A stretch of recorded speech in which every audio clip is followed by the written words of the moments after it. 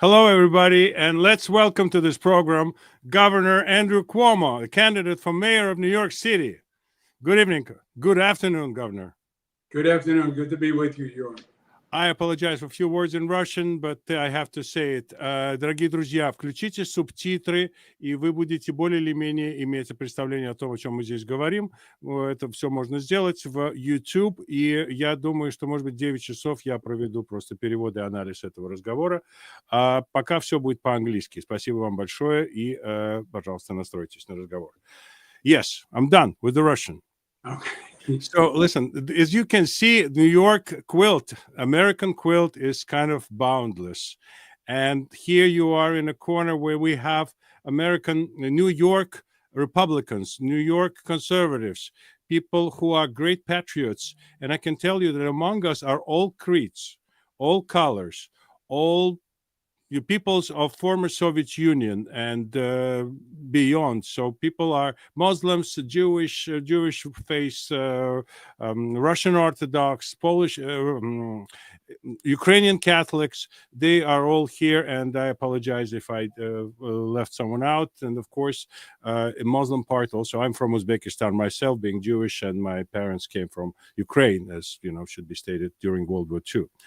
So we are people here who are very active politically. We vote, we talk, we discuss, and we see you as a candidate who has the biggest rating as compared to Zahra Mamdani. You are the one who's supposed to be the selected leader of ours, elected, and we are asking questions every day. Who should we vote for? Can you tell us, Brooklyn Republicans, New York Republicans, Russian-speaking Republicans, why would we vote for you? What is in it for us? Very New York question. Okay. Let's start at the beginning. I've been in politics for a long time. I started with my father, who was governor 1982 to 1994. So I started when I was 18 years old. I then went to Washington. I worked for Bill Clinton administration. I was Secretary of Housing and Urban Development in the President's cabinet. So I did all housing all across the country and all the work with the cities. Then Attorney General, then Governor for 11 years. I'm running for mayor because I'm worried about New York City. Cities can tip. Cities can enter what they call a death spiral, where companies start to leave, wealthy people start to leave, revenues drop, the city cuts services, quality of life comes down, more people leave. I'm worried about New York City. We lost about 1 million people since COVID. Competent government that actually works, is what I specialize in. That's my core belief. I'm not a talker. I'm a doer.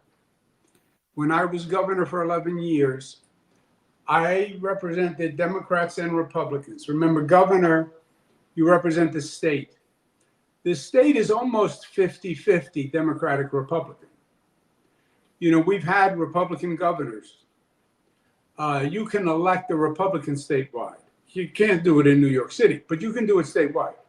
So I had a Republican Senate. There's the Senate and the Assembly. I had a Republican-controlled Senate. So I worked with Republicans. I'm not a foreign being to Republicans.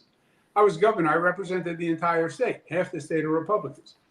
And I got more done as governor than any governor in modern history.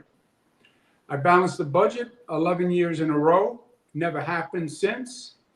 I lowered taxes on the middle class, lowered corporate taxes, lowered the estate tax, lowered the manufacturing tax.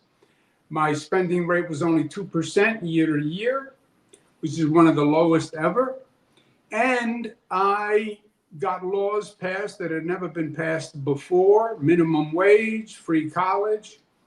And I built things that had never been done before. LaGuardia Airport, Kennedy Airport, Kosciuszko Bridge, Shirley Chisholm Parkway, Shirley Chisholm Park off the Belt Parkway, Moynihan train station, Second Avenue subway. So New York City needs someone who can get things done right now. First, more police. I'm going to hire 5,000 police, put 1,500 in the subways. Second, the affordability problem. You have to build more affordable housing. I know how to build, so I just told you. That's the only way, by the way, you bring down the rents.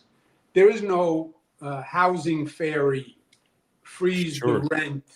That's all. Yeah, that's all fantasy, to All put it mildly. Yeah. And then say to the corporations and the businesses, we want you in New York, stay in New York, we want you to grow, we need the jobs. Those are the top three priorities. But most of all, I will get it done. And if you look at, you want to say, well, Democrat or Republican. Mayor Fiorello LaGuardia was a great mayor. He used to say, there's no Democratic or Republican way to pick up the garbage. That's right. He ran as a Democrat and a Republican, a fusion candidate. It's a operational job. It should be an operational job.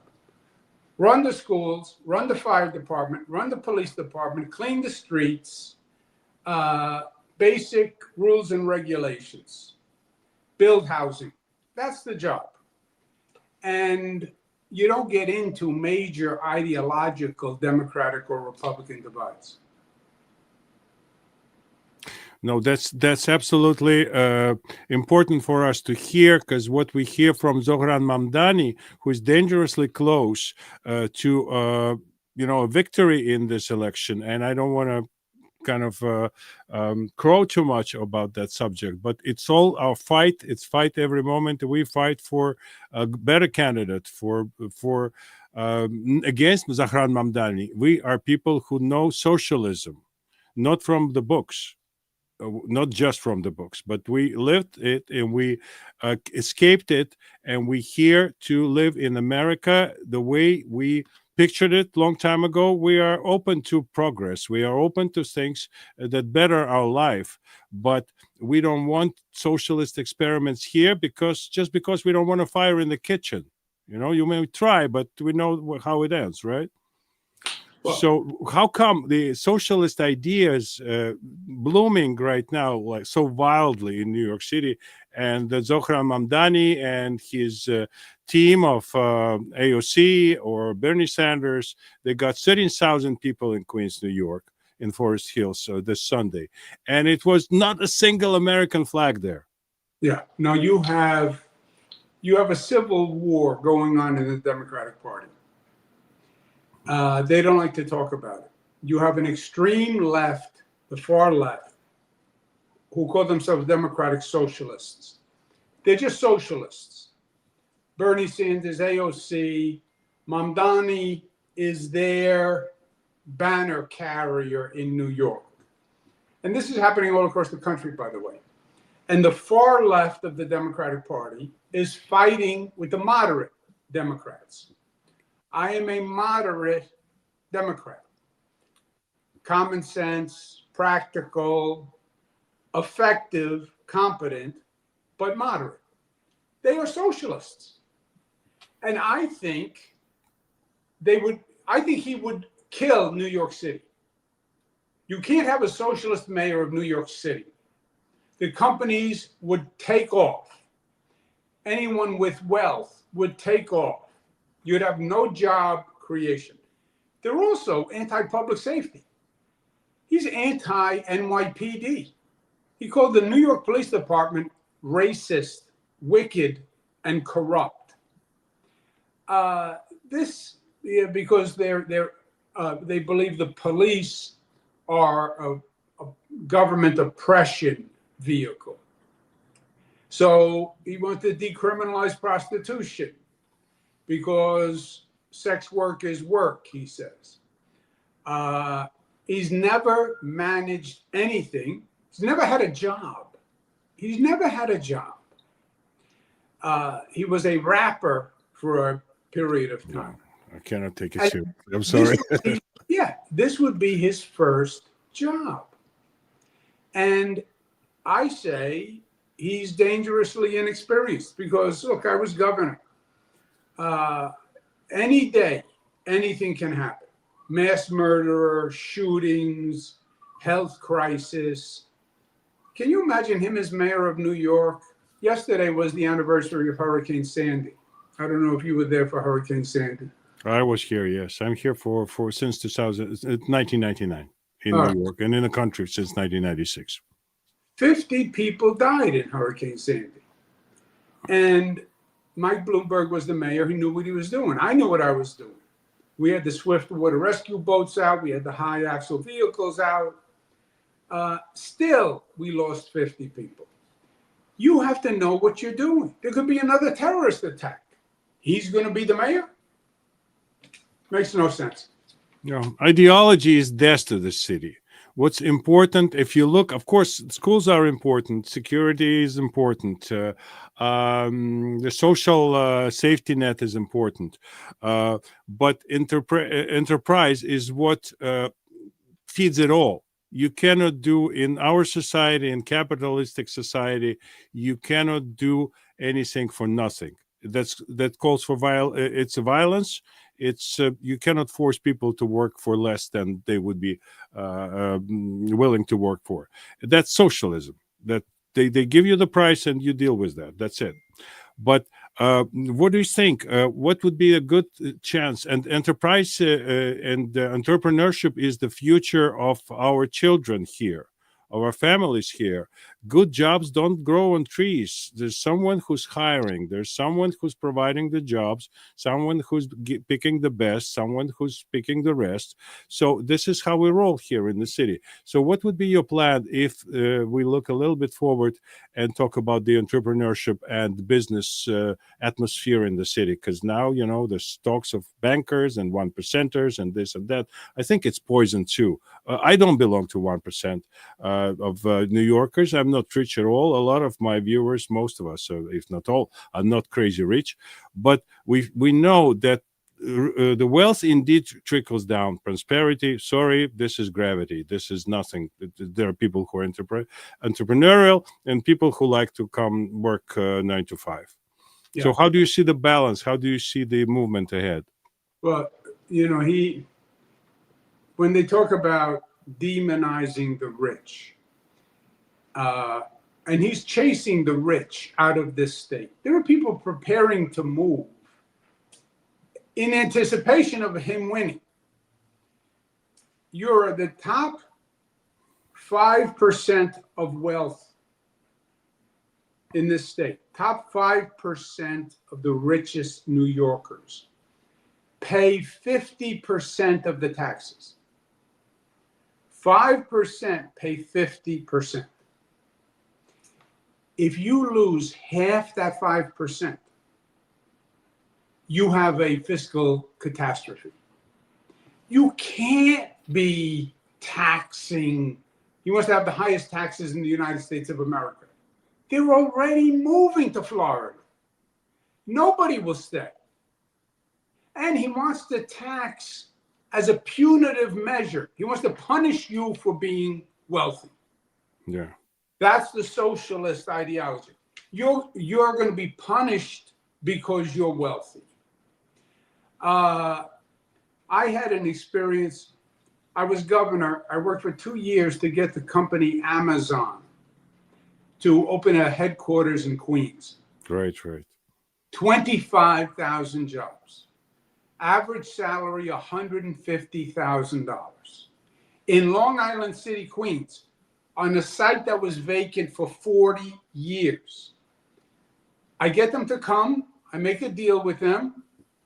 The socialists, led by AOC, protest Amazon, protest the fact that they're coming to New York because Amazon wasn't union. So they protest Amazon. Amazon leaves. And I said to Jeff Bezos, don't worry, what are you worried about? He said, I don't want to deal with this political environment. They are anti-business. I'm the exact opposite. I traveled the world bringing businesses back to New York because that vibrant business sector is what drives everything. That's absolutely important, and we need to have this understanding, and we need to know that everybody who wants to open business here in New York is welcome, and there will be we'll be lead our lives the way we want, and the government will be limited, and that's important because nowadays government is huge and it's a source of many of our financial troubles nationally. How do you think we can reconcile the nation altogether? What's going on now is absolutely uh, insufferable between the peoples here, and sometimes it looks, and it indeed looks like it's world peace is closer today than peace within the nation. You have, I don't have the easy answer. You have an extreme left, you have an extreme right.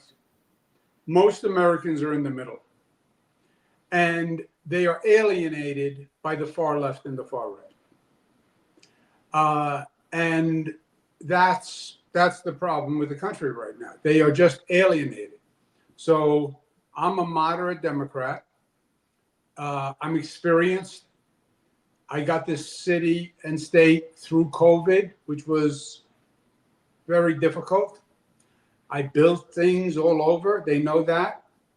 But the far left is the most active part of the Democratic Party. Now, in this election, it's more complicated because there's a Republican candidate, Curtis Sliwa. One-on-one, I beat Mamdani. Every poll says that.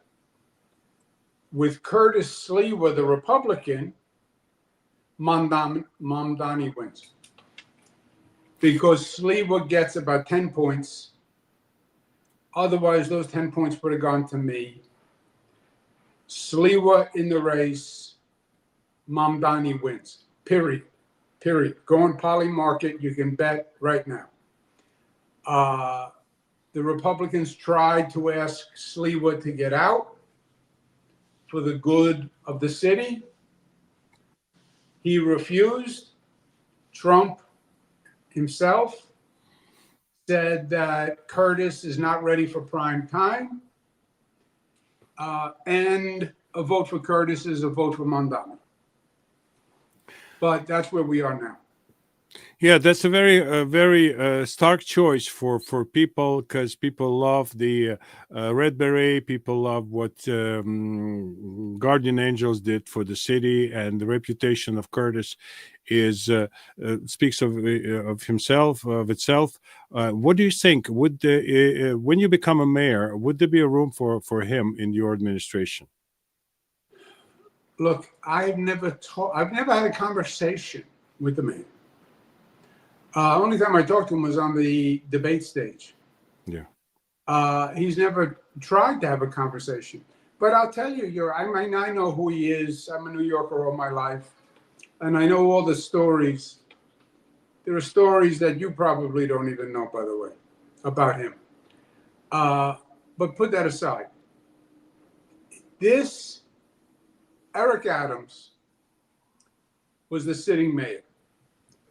Eric Adams couldn't win, but he was at about 10 points, just about where Sliwa is.